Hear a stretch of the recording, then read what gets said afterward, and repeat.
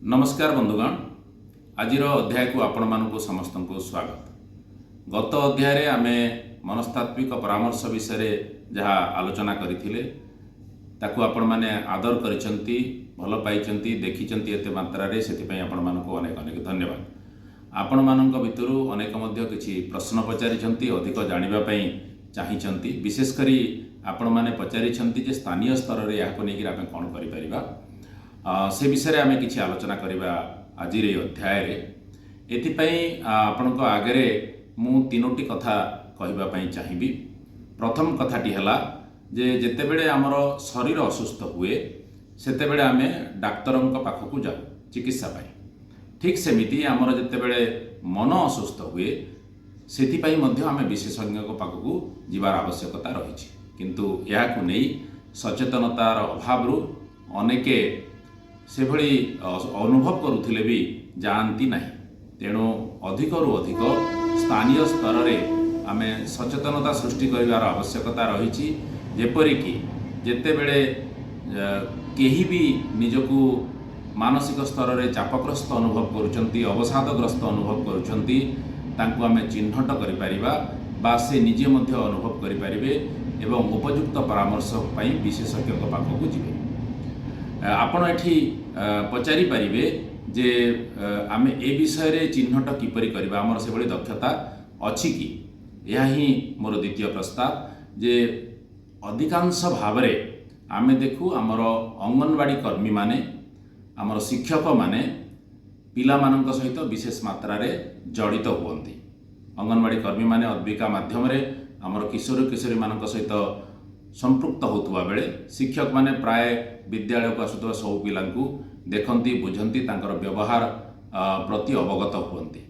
तेणु एमानंकु जदि आमे तालीम प्रदान करिबा एवं तांकर दक्षता वृद्धि करिबा, जेपरिकी पिलाटी जदि द्वंद्व रे अछि, द्विधारे अछि, ग्लानी रे अछि बा कोनोसी निष्पत्ति नहीं पारिला बेले, निष्पत्ति नेबा बेले से भितरे टिके संशय सृष्टि होउची एवं एई सब कारणरू बा धरंतु एमिति भी हुए बेले बेले मु किछि करि पारिली नाही बोली गोटे निज भितरे अवशोष आसुची। यह ही ताकु परवर्ती समय रे अवसाद आड़कू निए एवं अधिक चाप तैयारी हुए। ठीक से ही परी सामाजिक स्तर चाप जदि ता उपरे अधिक बढ़े ना, ताकु डाक्तर ही हेबार अछि, ताकु इंजीनियर ही हेबार अछि, एतिकी मार्क काहीकि आनिलु नाही बा एभली काहीकि कलु बा एभली काहीकि कलु नाही, कौनसी गोटे भूल बाई चांस जदि से करि देइथिबो, से भूल को सुधारिबा बदल रे ताकु से भूल को नेकिरी आक्षेप करा जाए, सांग मानक द्वारा मध्य से परि व्यवहार से सम्मुखीन हुए, एई सबु ताकु प्रभावित करे एवं एहार फलस्वरूप सी व्यवहार रे तार अनेक परिवर्तन आसे। हयतो चिड़चिड़ा हेई पारे, मिसिबा कमई देई पारे। एई लक्षण गुडी को ठीक भाव रे चिन्हट करि पारिला भलिया दक्षता विकास जदि आमे करि परिबा हमर अंगनवाड़ी कर्मी मानकर एवं आमर शिक्षक मानकर, ताहेले अनेक पिलांकु या द्वारा आमे चिन्हट करि परिबा। तृतीय प्रस्तावटी हैला जे जदि चिन्हट हेबे ताहेले सेमानंकु आमे कहा पाखकु नबा। एथि पई आपनको मु सूचित करिबा पई चाहे जे आमर जिला हेडक्वार्टर हॉस्पिटल रे परामर्शदाता अछंती, आमर वन स्टॉप सेंटर अछि, आमर डिस्ट्रिक्ट चाइल्ड प्रोटेक्शन यूनिट अछि, एई भली अनेक जागा अछि जो थिरे आमर जिला स्तर रे परामर्शदाता जो माने साइकोसोशियल काउंसलिंग दियंती सेई भली व्यक्ति विशेष अछंती। या व्यतीत आमर 30 टी जिल्लारो प्राय 62 जनकु निमांस द्वारा आमर महिला और शिशु विकास विभाग तालीम दे प्रस्तुत करिछि। ए संपर्क रे गत अध्याय रे मु आपनको महिला और शिशु विकास विभाग रो चिठी कथा उल्लेख करुथिली।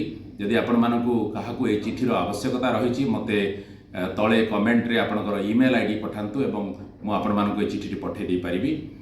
एई मानक सहित आमे जदि जोड़ी दे परिबा, एथि पई जदि डीएसडब्ल्यू को कार्यालय तरफरु बा डीसीपीओ को कार्यालय तरफरु एई समस्त आमर जो परामर्श देबाकू योग्य व्यक्ति मानकर तालिकाटी अंगनवाड़ी कर्मी मानक पाखकू एवं शिक्षक मानक पाखकू पठे दिया जाई परिबो फोन नंबर सहित, ताहेले से माने याको जोड़िबारे निश्चित भाव रे सक्षम हेबे। आसंतु समस्ते मिलीमिशी मनर एई चिकित्सा को मनर एई आवश्यकता को तुलेबा पई कार्य करिबा एवं गोटे सुस्थ समाज सुस्थ शिशु गठन रे आम समस्ते सहायक हवा। आशा करुछि आजिर आलोचना मध्य आपण मानकु भल लागिथिबो। परवर्ती अध्याय रे आपण को विषय जानिबा पई अधिक चाहुचंती से विषय मध्य जणांतु एवं आमे आपणक आगे से आलोचना रखिबु। नमस्कार।